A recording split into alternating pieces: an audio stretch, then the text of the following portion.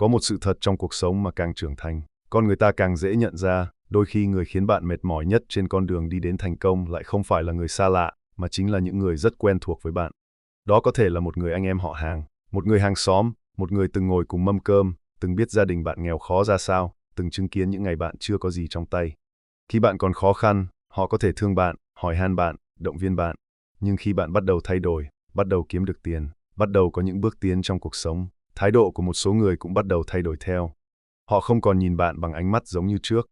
Họ bắt đầu đặt câu hỏi, nó làm gì mà kiếm được nhiều tiền thế? Chắc cũng may mắn thôi, làm gì có chuyện dễ kiếm tiền như vậy, để xem nó giàu được bao lâu, ngày trước nó cũng có hơn gì mình đâu. Những câu nói đó đôi khi được nói ra dưới dạng đùa vui, đôi khi là những lời nhận xét tưởng chừng vô thưởng vô phạt. Nhưng nếu nghe đủ lâu, bạn sẽ nhận ra phía sau nó có thể là sự khó chịu, sự so sánh, thậm chí là mong muốn bạn đừng vượt lên quá xa. Điều đau lòng nhất không phải là người ngoài không tin bạn. Điều đau lòng nhất là có những người rất gần bạn lại không muốn nhìn thấy bạn tốt hơn họ. Bởi người ngoài không biết bạn là ai, họ có thể coi thường bạn vì họ chưa hiểu bạn. Nhưng người thân, họ hàng, hàng xóm là những người biết bạn đã từng như thế nào. Họ biết gia đình bạn, biết hoàn cảnh của bạn, biết những ngày bạn còn nghèo, biết những thất bại của bạn, biết những lần bạn làm ăn thua lỗ, biết những lúc bạn phải vay mượn, biết những lúc bạn còn chưa có nổi một khoản tiền đáng kể. Vì thế, khi bạn bắt đầu thay đổi, họ có thể cảm thấy khó chấp nhận. Trong suy nghĩ của họ, bạn vẫn là con người của ngày trước. Bạn vẫn là đứa trẻ từng chạy chơi ngoài đường, vẫn là người từng đi làm thuê, vẫn là người từng sống trong căn nhà cũ, vẫn là người từng phải chắt chiu từng đồng. Nhưng cuộc đời không đứng yên. Con người cũng không phải một cái bóng cố định của quá khứ. Bạn có quyền thay đổi. Bạn có quyền học hỏi. Bạn có quyền làm giàu.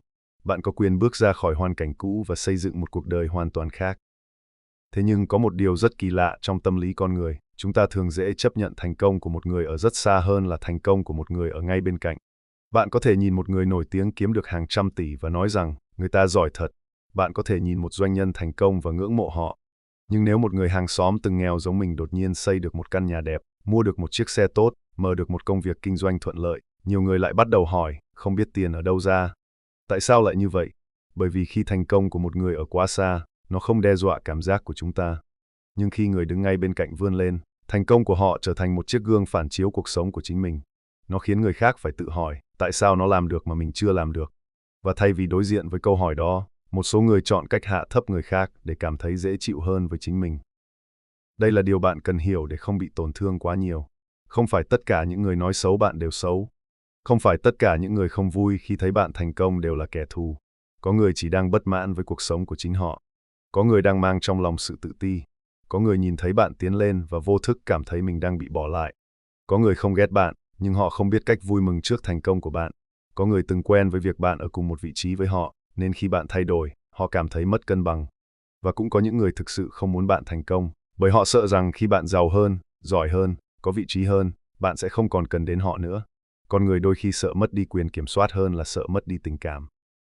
Vì vậy, nếu một ngày bạn bắt đầu kiếm được tiền, đừng ngạc nhiên khi những lời nói xung quanh mình thay đổi.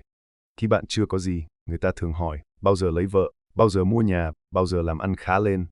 Nhưng khi bạn bắt đầu có tiền, họ lại hỏi, kiếm được bao nhiêu, lương tháng bao nhiêu, tiền đâu mà mua cái này, làm ăn có thật sự tốt không? Bạn càng tiến lên, càng có nhiều người tò mò về túi tiền của bạn hơn là hành trình bạn đã trải qua. Và nếu bạn không tỉnh táo, bạn sẽ mắc một sai lầm rất lớn, cố gắng chứng minh với tất cả mọi người rằng mình xứng đáng với thành công đó. Bạn không cần phải chứng minh. Bạn không cần phải giải thích mọi thứ. Bạn càng thành công, càng phải biết im lặng. Người trẻ thường nghĩ rằng thành công là phải cho người khác biết mình thành công. Nhưng người trưởng thành rồi sẽ hiểu rằng thành công thực sự càng ít cần phải nói ra. Bạn có thể có tiền nhưng không cần khoe tiền. Bạn có thể có năng lực nhưng không cần nói mình giỏi. Bạn có thể đang xây dựng một công việc lớn nhưng không cần kể cho cả làng biết kế hoạch của mình. Bởi vì một kế hoạch khi chưa thành công chỉ là một ý tưởng. Một thành quả khi chưa đủ lớn chỉ là một con số. Và đôi khi, càng nói nhiều, bạn càng trao cho người khác cơ hội can thiệp vào cuộc sống của mình. Có những người không bao giờ hỏi bạn đã cố gắng thế nào. Họ chỉ hỏi bạn kiếm được bao nhiêu. Có những người không quan tâm bạn đã thức bao nhiêu đêm để làm việc. Họ chỉ nhìn thấy chiếc xe bạn đang đi. Họ không biết bạn đã từng thất bại bao nhiêu lần. Họ chỉ nhìn thấy lúc bạn thành công. Họ không biết bạn đã phải học những gì. Họ chỉ nhìn thấy kết quả. Vì vậy, đừng mong tất cả mọi người hiểu được hành trình của bạn. Người chưa từng đi qua con đường bạn đi sẽ rất khó hiểu tại sao bạn lại phải cố gắng nhiều đến vậy. Có một điều rất đáng suy ngẫm, khi bạn nghèo, người ta thường cho rằng bạn cần được giúp đỡ. Khi bạn giàu, người ta lại cho rằng bạn phải có trách nhiệm giúp tất cả mọi người. Khi bạn chưa có tiền, một bữa cơm bạn mời mọi người có thể được xem là tình cảm. Nhưng khi bạn bắt đầu có điều kiện, nếu bạn không giúp một ai đó, họ có thể nói bạn thay đổi, nói bạn có tiền rồi thì quên người thân. Đây là lúc bạn cần học cách phân biệt giữa lòng tốt và sự hy sinh mù quáng. Bạn có thể yêu thương gia đình mà vẫn có ranh giới. Bạn có thể giúp người thân mà không cần phải đáp ứng mọi yêu cầu. Bạn có thể sống tử tế mà không biến mình thành chiếc máy ATM của cả họ hàng. Bởi nếu bạn không biết bảo vệ thành quả của mình, một ngày nào đó chính những thứ bạn cố gắng cả đời xây dựng sẽ trở thành gánh nặng. Đừng hiểu sai rằng bài học này khuyên bạn phải sống lạnh lùng với người thân. Không, gia đình vẫn là gia đình. Người tử tế vẫn cần sống tử tế. Nhưng tử tế không có nghĩa là ai nói gì cũng nghe. Tử tế không có nghĩa là ai vay tiền cũng phải cho vay. Tử tế không có nghĩa là phải kể hết thu nhập của mình. Tử tế không có nghĩa là phải để người khác quyết định cuộc đời bạn. Một người trưởng thành phải biết đâu là tình cảm, đâu là nghĩa vụ, đâu là giới hạn. Bạn có thể yêu thương một người nhưng không nhất thiết phải để họ bước vào tất cả những quyết định quan trọng của cuộc đời mình. Nếu bạn muốn giàu, trước tiên hãy học cách giữ tiền. Nếu bạn muốn thành công, hãy học cách giữ bí mật về những điều chưa thành. Nếu bạn muốn tiến xa, hãy học cách không phản ứng với mọi lời nói xung quanh. Có người nói bạn không làm được, bạn không cần tranh luận. Có người nói bạn may mắn, bạn không cần giải thích. Có người nói bạn thay đổi, bạn cũng không cần vội vàng chứng minh rằng mình vẫn như ngày xưa. Bởi vì sự thay đổi là điều bình thường. Nếu hôm nay bạn vẫn sống giống hệt 10 năm trước chỉ vì sợ người khác nói mình thay đổi, thì có lẽ đó mới là điều đáng tiếc. Bạn phải hiểu rằng khi bạn thay đổi cuộc đời mình, bạn cũng thay đổi cách người khác nhìn bạn. Có thể trước đây họ gọi bạn đến bất cứ lúc nào. Có thể trước đây họ rủ bạn đi uống cà phê, ăn uống, tụ tập, và bạn luôn có thời gian. Nhưng khi bạn bắt đầu tập trung vào công việc, học tập, kinh doanh, đầu tư cho bản thân, bạn không còn xuất hiện thường xuyên nữa. Một số người sẽ nói bạn chảnh. Một số người sẽ nói bạn có tiền rồi nên coi thường người khác. Nhưng họ không biết rằng bạn đang cố gắng xây dựng một tương lai khác. Không phải bạn coi thường họ, chỉ là bạn bắt đầu hiểu giá trị của thời gian. Có những cuộc trò chuyện không giúp bạn kiếm thêm tiền, không giúp bạn học thêm kiến thức, không giúp bạn khỏe hơn, cũng không giúp bạn gần hơn với mục tiêu. Nhưng bạn vẫn có thể dành thời gian cho tình cảm nếu đó là những người quan trọng. Vấn đề không nằm ở việc bạn có giao tiếp hay không, mà nằm ở việc bạn có biết lựa chọn hay không. Người trưởng thành không cắt bỏ tất cả mọi người. Người trưởng thành học cách đặt mỗi người vào đúng vị trí trong cuộc đời mình. Đặc biệt, đừng bao giờ để sự ghen tị của người khác biến bạn thành một con người cay nghiệt. Nếu họ nói xấu bạn, đừng nói xấu lại. Nếu họ coi thường bạn, đừng coi thường họ. Nếu họ không chúc mừng bạn, cũng không sao. Bạn không cần họ vỗ tay thì thành công của bạn mới có giá trị. Bạn càng cố trả đũa, bạn càng bị kéo xuống cùng một cuộc chơi. Người thật sự mạnh không cần thắng trong từng cuộc tranh luận. Họ chỉ cần tiếp tục tiến về phía trước. Hãy nhớ một điều, người giàu thật sự không phải là người có chiếc xe đắt nhất trong làng. Người thành công thật sự không phải là người khiến hàng xóm phải trầm trồ. Người có bản lĩnh không phải là người khiến người khác ghen tị. Người đáng nể là người có thể xây dựng cuộc sống của mình mà không đánh mất sự bình an trong tâm hồn. Bạn có thể giàu mà vẫn khiêm tốn. Bạn có thể thành công mà vẫn tử tế. Bạn có thể có nhiều tiền mà vẫn nhớ mình từng bắt đầu từ đâu. Nhưng đừng vì sợ người khác nói mà cố tình làm cho cuộc sống của mình nhỏ lại. Đừng vì sợ người thân ghen tị mà từ bỏ ước mơ. Đừng vì hàng xóm dị nghị mà không dám kinh doanh. Đừng vì một vài lời chê bai mà quay về với cuộc sống bạn không mong muốn. Có những người sẽ chỉ vui khi bạn bằng họ hoặc thấp hơn họ. Nếu bạn tiến lên một bước, họ thấy khó chịu. Nếu bạn tiến lên 10 bước, họ bắt đầu tìm lý do để giải thích tại sao bạn thành công. Nếu bạn tiến lên 100 bước, họ có thể nói rằng bạn may mắn. Hãy để họ nói. Bởi vì lời nói của họ không trả tiền cho cuộc sống của bạn. Họ không nuôi gia đình bạn. Họ không trả nợ cho bạn. Họ không sống thay bạn. Và quan trọng nhất, họ cũng không chịu trách nhiệm cho tương lai của bạn. Vậy tại sao bạn lại để họ quyết định tương lai của mình? Đừng sống một cuộc đời chỉ để được người khác công nhận. Nếu bạn muốn làm kinh doanh, hãy học kinh doanh. Nếu bạn muốn có tiền, hãy học cách tạo ra giá trị. Nếu bạn muốn thay đổi cuộc đời, hãy thay đổi kỹ năng, thói quen và tư duy của mình. Nếu bạn muốn thoát khỏi cảnh khó khăn, hãy tập trung vào việc nâng cao năng lực thay vì chỉ than trách hoàn cảnh. Bạn không cần sinh ra trong một gia đình giàu có mới có quyền mơ về một cuộc sống tốt hơn. Bạn cũng không cần người thân đồng ý với mọi quyết định của mình. Có những con đường chỉ khi bạn bước đi rồi người khác mới hiểu tại sao bạn chọn nó, và có những thành công phải mất nhiều năm mới chứng minh được. Đừng nóng vội. Tiền bạc không phải thứ có thể thay đổi cuộc đời bạn chỉ sau một đêm. Có thể có những trường hợp may mắn, nhưng cuộc sống bền vững được xây dựng bằng năng lực, kỷ luật và thời gian. Nếu bạn muốn giàu, đừng chỉ học cách kiếm tiền. Hãy học cách giữ tiền, quản lý tiền, sử dụng tiền đúng chỗ và quan trọng hơn cả là học cách tạo ra giá trị cho người khác. Bởi nếu chỉ chăm chăm muốn giàu mà không có năng lực, bạn rất dễ trở thành nạn nhân của những lời hứa làm giàu nhanh chóng. Đừng chứng minh rằng bạn giàu bằng những món đồ đắt tiền. Hãy chứng minh bằng sự tự do trong cuộc sống. Có tiền nhưng nợ nần chồng chất không phải là giàu. Có chiếc xe đẹp nhưng mỗi tháng lo lắng vì khoản trả góp cũng chưa chắc là thành công. Có một căn nhà lớn nhưng gia đình bất hòa cũng chưa chắc là hạnh phúc. Có rất nhiều người trông có vẻ thành công nhưng bên trong lại đầy áp lực. Vì vậy, đừng chạy theo hình ảnh thành công mà người khác tạo ra. Hãy định nghĩa thành công theo cách của riêng bạn. Có thể thành công của bạn là giúp cha mẹ bớt vất vả. Có thể là mua được căn nhà cho gia đình. Có thể là có một công việc mình yêu thích. Có thể là không phải cúi đầu vay tiền ai mỗi khi có chuyện. Có thể là có đủ thời gian cho những người mình yêu thương. Có thể là có một cuộc sống bình yên, không phải sáng mở mắt ra đã lo lắng về tiền. Và khi bạn đạt được những điều đó, đừng để lời nói của một vài người làm mất đi niềm vui của mình. Tôi từng nghĩ rằng khi thành công, người ta sẽ vui cho mình. Nhưng càng lớn, tôi càng hiểu rằng không phải ai cũng có khả năng vui trước thành công của người khác. Có người chỉ vui khi họ là người đứng trên. Có người chỉ cảm thấy an toàn khi bạn không vượt qua họ. Có người muốn bạn mãi mãi là phiên bản cũ để họ có thể cảm thấy mình hơn bạn. Nhưng đó là vấn đề của họ, không phải vấn đề của bạn. Bạn không có nghĩa vụ phải ở lại một chỗ chỉ để người khác cảm thấy dễ chịu. Nếu bạn đang ở dưới đáy, hãy đứng lên. Nếu bạn đang thất bại, hãy học lại. Nếu bạn đang nghèo, hãy tìm cách tăng năng lực tạo ra thu nhập. Nếu bạn đang bị coi thường, hãy biến sự coi thường đó thành động lực, nhưng đừng biến nó thành thù hận. Hãy nhớ, mục tiêu của bạn không phải là khiến những người từng coi thường bạn phải cúi đầu. Mục tiêu của bạn là khiến chính mình không còn phải sống trong hoàn cảnh mà mình không muốn sống. Đó mới là chiến thắng. Có thể một ngày bạn sẽ thành công đến mức những người từng nói bạn không làm được phải thay đổi cách nhìn. Nhưng đến lúc ấy, hy vọng bạn không còn cần sự công nhận đó nữa. Bởi nếu bạn vẫn cần họ công nhận, nghĩa là trong lòng bạn vẫn đang sống vì họ. Hãy thành công vì bản thân. Hãy giàu có vì gia đình. Hãy phát triển vì tương lai. Hãy học hỏi vì muốn trở thành phiên bản tốt hơn của chính mình. Và nếu có người không vui vì điều đó, hãy để họ có cảm xúc của họ. Bạn có cuộc đời của bạn. Họ có cuộc đời của họ. Đừng biến cuộc đời mình thành một cuộc thi với hàng xóm. Đừng nhìn người bên cạnh mua xe rồi thấy mình phải mua xe.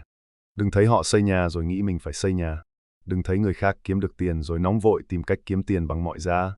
Sự giàu có của người khác không phải là đồng hồ đếm ngược cho cuộc đời bạn. Mỗi người có một thời điểm khác nhau.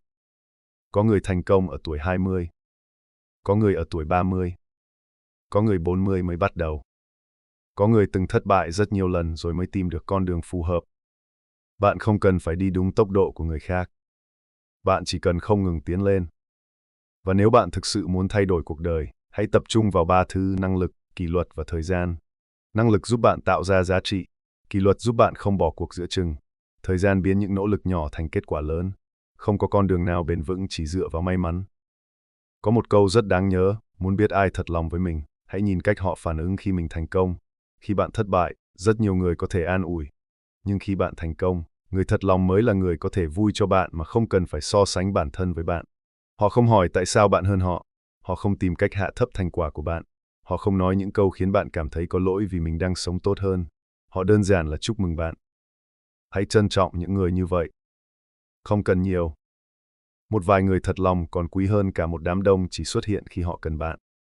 Và ngược lại, nếu bạn nhận ra một người thường xuyên khiến bạn mất năng lượng, luôn coi thường nỗ lực của bạn, luôn tìm cách làm bạn nghi ngờ bản thân, luôn khiến bạn cảm thấy có lỗi khi mình tiến bộ, hãy học cách giữ khoảng cách. Không nhất thiết phải cắt đứt, không cần phải tuyên bố, không cần phải gây chiến. Chỉ cần bớt chia sẻ, bớt tranh luận, bớt để họ có quyền can thiệp vào cuộc sống của mình. Khoảng cách đôi khi không phải là sự lạnh lùng. Khoảng cách là một hình thức bảo vệ.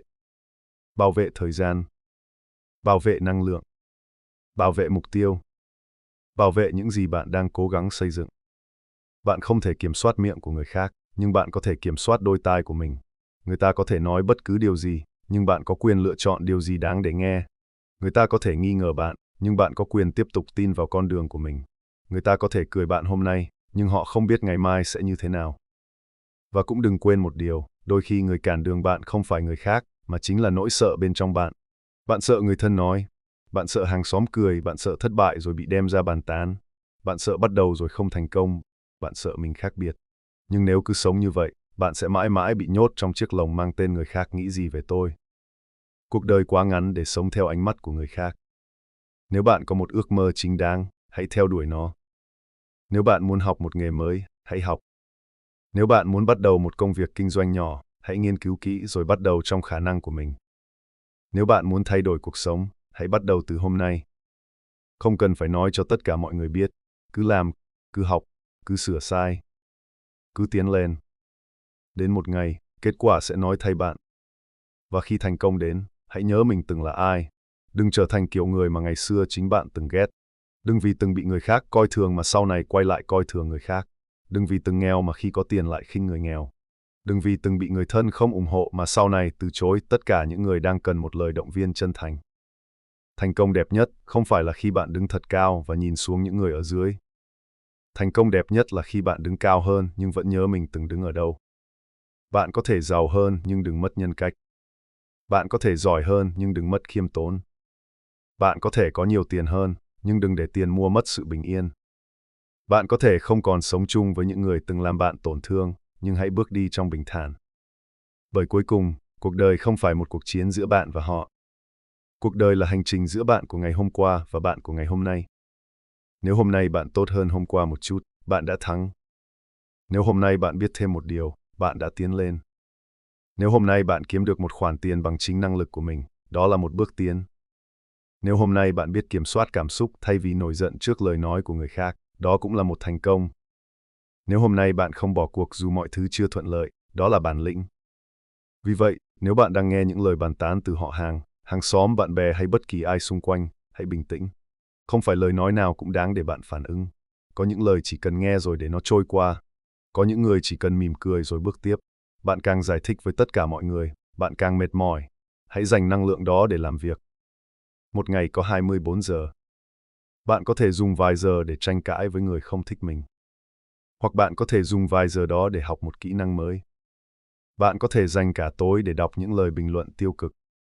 Hoặc bạn có thể dùng thời gian đó để xây dựng tương lai. Bạn có thể mất ngủ vì nghĩ người khác đang nói gì về mình. Hoặc bạn có thể ngủ ngon vì biết rằng mình đang làm những gì cần làm. Lựa chọn nằm ở bạn. Và nếu một ngày nào đó bạn thực sự trở nên giàu có, đừng vội nghĩ rằng tất cả những người xung quanh đều muốn lợi dụng bạn. Hãy tỉnh táo nhưng đừng đa nghi. Hãy biết phân biệt. Người thật lòng sẽ không chỉ tìm đến bạn khi bạn có tiền. Họ từng ở bên bạn khi bạn chưa có gì.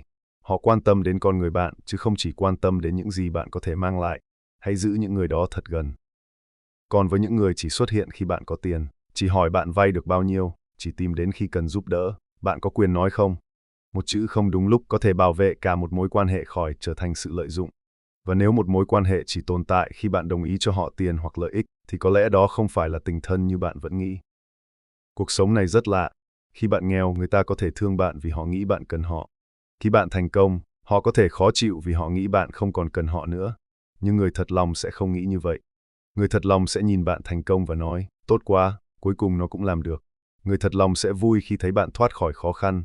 Người thật lòng không cần bạn mãi mãi ở dưới họ để họ cảm thấy mình có giá trị. Vì vậy, hãy học cách nhận biết ai là người thật lòng. Đừng chỉ nhìn những người đến chúc mừng bạn khi bạn thành công. Hãy nhìn những người đã từng ở đó khi bạn thất bại. Đừng chỉ nhìn ai đang cười với bạn. Hãy nhìn ai có thể vui khi bạn đạt được điều mà họ chưa có. Đừng chỉ nghe những lời ngọt ngào. Hãy nhìn hành động. Và quan trọng nhất, hãy trở thành người mà chính bạn cũng muốn gặp trên hành trình của mình. Nếu bạn thành công, hãy kéo người khác lên khi bạn có khả năng. Nếu bạn giàu, hãy biết chia sẻ trong khả năng của mình. Nếu bạn giỏi, hãy chỉ dẫn người khác khi họ thực sự muốn học.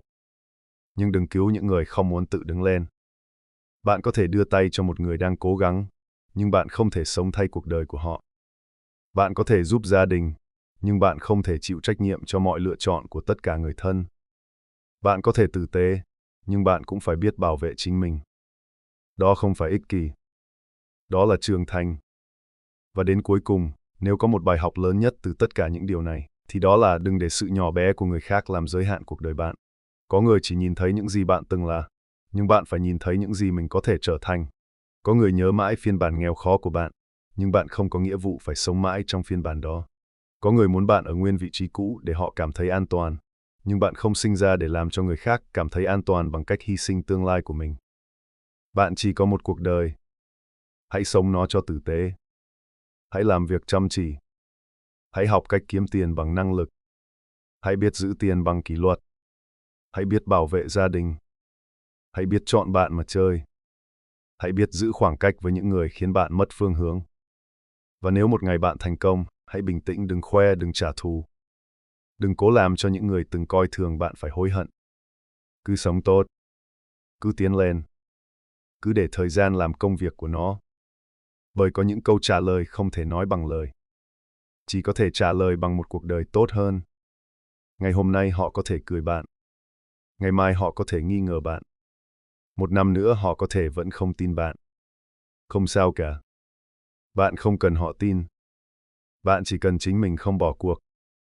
Rồi sẽ có một ngày bạn nhìn lại và nhận ra rằng những lời nói từng khiến mình đau lòng ngày trước thực ra không đáng sợ đến thế. Điều đáng sợ nhất không phải là người khác không tin bạn. Điều đáng sợ nhất là bạn vì họ không tin mà cũng bắt đầu không tin chính mình. Đừng để điều đó xảy ra. Hãy nhớ mình bắt đầu vì điều gì. Hãy nhớ những ngày mình từng khó khăn. Hãy nhớ những người mình muốn chăm lo. Hãy nhớ cuộc sống mà mình muốn xây dựng. Và tiếp tục đi. Chậm cũng được. Miễn là đừng dừng lại. Bạn không cần phải trở thành người giàu nhất làng. Không cần phải hơn tất cả họ hàng. Không cần phải khiến hàng xóm phải ngưỡng mộ. Bạn chỉ cần trở thành một phiên bản tốt hơn của chính mình. Đến cuối cùng, người chiến thắng không phải là người có nhiều tiền nhất, mà là người có thể nhìn lại cuộc đời mình và nói, tôi đã không bỏ cuộc. Tôi đã cố gắng. Tôi đã sống theo cách mình lựa chọn. Tôi đã vượt qua những ngày khó khăn. Và tôi không để lời nói của người khác quyết định số phận của mình. Nếu bạn đang trên con đường làm ăn, hãy tiếp tục. Nếu bạn đang xây dựng sự nghiệp, hãy tiếp tục. Nếu bạn đang học cách thay đổi cuộc đời, hãy tiếp tục. Nếu xung quanh bạn có người không tin bạn, hãy cứ bình tĩnh. Không cần tranh cãi. Không cần chứng minh. Không cần trả lời tất cả. Hãy để thành quả lên tiếng. Bởi một ngày nào đó, khi bạn đủ trưởng thành, bạn sẽ hiểu rằng người đáng để bạn đánh bại nhất chưa bao giờ là người hàng xóm, người họ hàng hay người từng coi thường bạn. Người đáng để bạn vượt qua nhất chính là con người của bạn ngày hôm qua. Hãy vượt qua sự lười biếng của ngày hôm qua. Vượt qua nỗi sợ của ngày hôm qua. Vượt qua sự tự ti của ngày hôm qua. Vượt qua những thói quen khiến bạn mãi đứng yên. Vượt qua giới hạn mà chính bạn từng đặt lên cuộc đời mình. Và khi bạn làm được điều đó, bạn sẽ không còn quá quan tâm ai đang nói gì nữa. Bởi bạn đã hiểu một chân lý rất đơn giản. Cuộc đời của bạn không được quyết định bởi những người đứng ngoài cuộc đời bạn. Nó được quyết định bởi những lựa chọn bạn thực hiện mỗi ngày. Vì vậy, nếu có người không muốn bạn thành công, hãy bình tĩnh. Nếu có người không muốn bạn giàu có, hãy bình tĩnh.